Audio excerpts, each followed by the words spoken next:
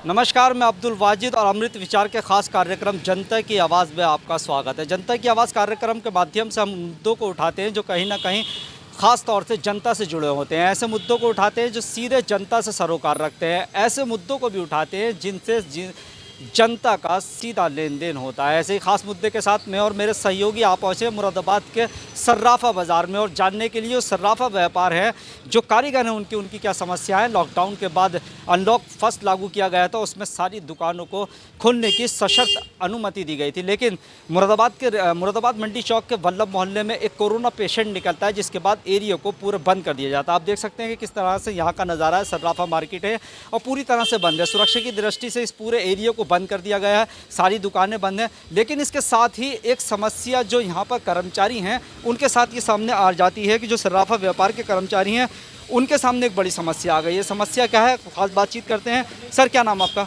मेरा नाम राम हरी है साहब। ये मैं यहाँ पे काम करता हूँ सर्राफे की दुकान पे, और हमारे सामने ये समस्या आ गई कि हमें अब पैसे नहीं मिल रहे हैं। अब ये बाज़ार बंद, अनलॉक में बंद रहेगा, तो इस तरीके से हमारे सामने बहुत बड़ी समस्या है। हम परिवार का भरण पोषण कैसे करें? हमारे सामने बहुत बड़ी समस्या खड़ी हो गई है ये। और ये बाज़ार खोला जाए, हमारा सभी अनुरोध है शासन प्रशासन से, सभी से। ये बताइए, कितने टाइम से आप यहाँ पर काम कर रहे हैं? मुझे हो गए साहब 14 साल यहाँ पे काम करते हुए। 14 साल से आप काम कर रहे हैं। लगभग 4 महीने लॉकडाउन को हो जाएंगे, 3.5-4 महीने। तो सैलरी का किस तरीके से रहा आपका? सैलरी का अब ये लॉक में ये अब नहीं मिल पा रही है हमें ये, क्योंकि बाज़ार खुल गया था और उसमें आने की अनुमति थी सभी को। हमारा बाज़ार बंद कर दिया गया।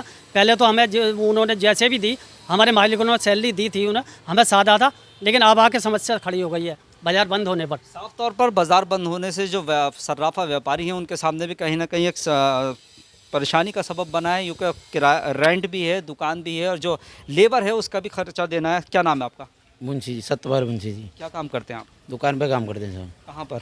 ये मंडी चौक में रूप मिलोड़। क्या समस्या है आपके सामने? यही समस्या है सर कि अगर बाज़ार खोल दिया जाए तो हमारे जो पैसे वगैरह मिल रहे हैं, अब दुकानदार पैसे देने को मना कर रहे हैं।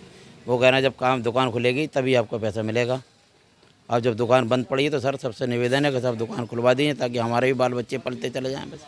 अच्छा, एक बात बताइए, आपके काफ़ी सारे जो साथी थे वो यहाँ से जा चुके हैं, बंगाल के थे, कुछ बिहार के थे, वो जा चुके हैं। अब यहाँ पर काम नहीं है, आप क्या करेंगे?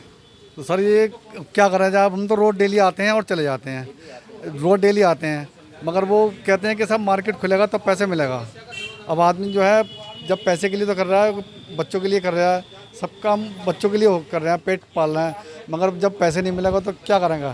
तो आदमी चले जाएगा यहाँ से। आपके बच्चे यहाँ पढ़ते हैं? कितने लोगों का परिवार है आपका?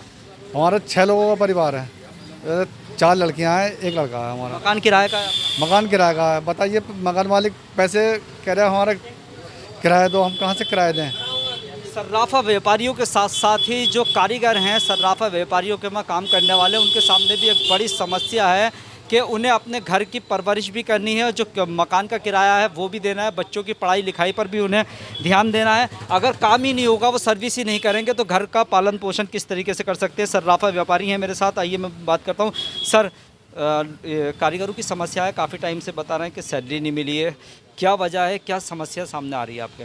नहीं, सैलरी तो हमने इनको लॉकडाउन की सैलरी इनको करीब करीब सबको मिल चुकी है, लेकिन ये अब इधर आके जब से ये बंद हो गया अब तो ये समस्या तो अब दुकानदारों के साथ भी आ चुकी है कि इन लोगों को कब तक सैलरी दुकानदार दे देगा बैठ के। सरकार से हमें कोई जो है जरा सी भी मदद नहीं मिली है। हम व्यापारियों को कोई टैक्स में छूट नहीं है, किसी बात की कोई छूट नहीं है। बिजली के बिल जो है बंद दुकान के ड्योड़े हम दे चुके हैं बिल्कुल भी। अब व्यापारी भी कहाँ से दे साहब, व्यापार ख़त्म हो चुका हैगा व्यापार के नाम पे। अब ये अनलॉक में जो है लॉक करा जा रहा हैगा व्यापार को, ये बहुत बड़ी समस्या है। हम तो चाहते हैं कि सरकार को रेवेन्यू भी मिले, लेकिन अब इसमें लॉकडाउन में सरकार को रेवेन्यू कहाँ से मिलेगा? ना सरकार को रेवेन्यू मिल पाएगा, ना इनकी तनख्वाहें निकल पाएंगी। सवेरे बहुत सारे एम्प्लॉइज़ इकट्ठे हुए थे, उनको मैंने समझा के भेजा है कि भाई 2-1 दिन में तुम्हारी समस्याओं का समाधान करा जाएगा। बाकी तो अब हमारी तो निवेदन प्रशासन से यही है कि मंडी चौक के सर्राफा बाज़ार को खोला जाए, चाहे बल्लम स्ट्रीट जो है उसको लॉक कर दिया जाए। मुरादाबाद में लगातार कोरोना संक्रमित मरीजों की संख्या बढ़ती जा रही है। ऐसे में प्रशासन के सामने भी एक बड़ी चुनौती है कि किस तरीके से जो कोरोना का संक्रमण है उसे रोका जाए।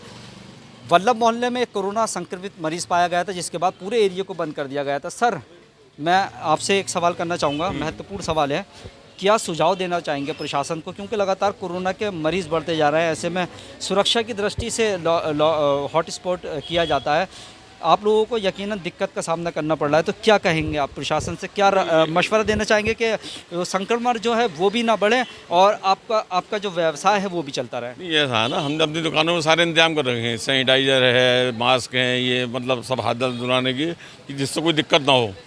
और इस समय पे काम खत्म सही हो गया तो इक्का दुक्का व्यापारी दुकान पे आता है, तो ऐसी भी कोई दिक्कत नहीं है। अब ये बाज़ार खुल जाएगा, कुछ थोड़ा बहुत काम चलेगा तो इन लोगों की तनख्वाहें भी निकलेंगी और ये हम रोक लेंगे। और बाज़ार बंद ही रहेगा तो हम लोगों को निकालना पड़ेगा इन्हें। एक महत्वपूर्ण सवाल और नवीन दस्तोगी जी से लेना चाहूँगा। सर, लगातार कोरोना का संक्रमण बढ़ता जा रहा है, क्या ऐसा सुझाव देना चाहेंगे प्रशासन को, आपके जो कोरोना संक्रमण है वो भी ना बढ़े एरिया में और जो आपका व्यवसाय है वो भी चलता रहे, क्या सुझाव देना चाहेंगे, क्या करना चाहिए प्रशासन को? देखिए, सुझाव तो प्रशासन क्या, हम तो अपने आप को ही सुझाव देना चाहेंगे और हम अपने सब व्यापारियों को जो है ये सुझाव दे चुके हैं कि हमें व्यापार भी करना है, इस कोरोना संकट के साथ साथ जीने की आदत डालनी पड़ेगी, व्यापार भी करना पड़ेगा और हमें जो है अपने प्रिकॉशन जो हैं वो लेने पड़ेंगे, जो कि सरकार ने नियत करे हैं। सरकार की जो भी नियमावली है उसको पालन करते हुए, सैनिटाइज कराते हुए, कोई भी कस्टमर जो है वो दुकान में आए तो उसको सैनिटाइज करा जाए, उसका जो है मीटर से जो है उसका बुखार चेक करा जाए। ये सब नियमावली को पालन करते हुए हमें व्यापार तो करना ही पड़ेगा। हम अगर व्यापार बंद कर देंगे तो सरकार के लिए भी समस्या आ जाएगी और हमारे लिए भी समस्या आ जाएगी।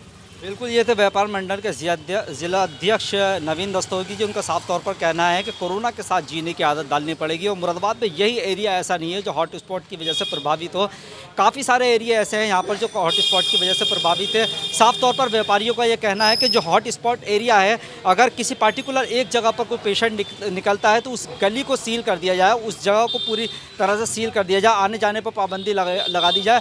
लेकिन जो पूरा एरिया है, जिस हिसाब से गाइडलाइन है, हालांकि मुरादाबाद प्रशासन गाइडलाइन के हिसाब से एरिया जो है उसे हॉट स्पॉट कर रहा है, लेकिन उसके साथ ही जो व्यापारी हैं उनको कहीं ना कहीं दिक्कत का सामना करना पड़ा है। आने वाले समय में व्यापारियों के लिए मुरादाबाद प्रशासन को ये सोचना पड़ेगा, वरना इनके लिए आने वाला समय और भी ज़्यादा घातक हो सकता है। फिलहाल मुझे और मेरी टीम को दीजिए इजाज़त, आप देखते रहिए अमृत विचार।